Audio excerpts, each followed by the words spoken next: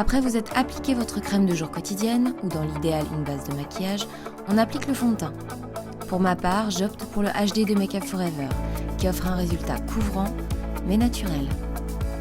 À la main, au pinceau ou à l'éponge, peu importe la technique que vous préférez, du moment que le résultat est homogène.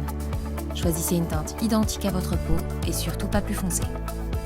J'utilise l'anti-cerne HD de chez Make Up For Ever pour une couvrance optimum, tout en restant lumineux et très léger.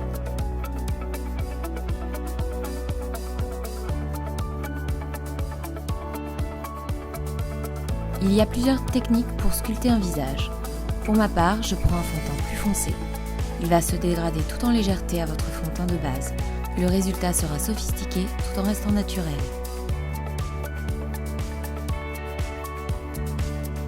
Pour la poudre, je suis tombée amoureuse de la HD de Make Up For Ever. Elle tient très bien toute la journée, donne un rendu invisible et s'utilise sur toutes les teintes de peau.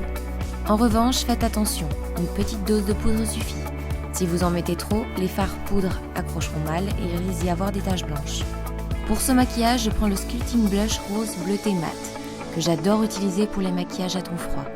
On le place sur les pommettes en remontant vers les cheveux.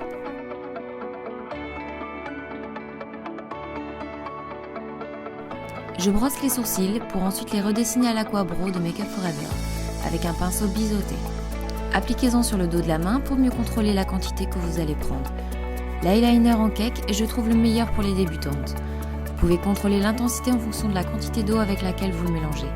Commencez au milieu de l'œil pour tracer la pointe, puis rejoignez avec le coin interne de l'œil.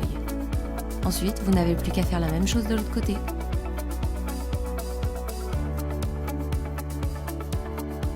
En ce moment, j'utilise beaucoup le Scandalize Rocking Curls. Il allonge bien tout en étoffant les cils.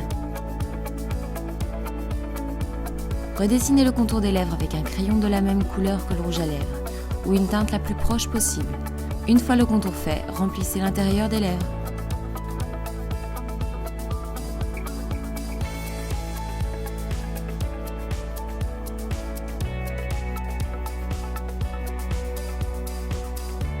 J'ai choisi le rouge à lèvres Rebelle de chez MAC. La couleur est juste magnifique pour les rousses et la tenue est au top.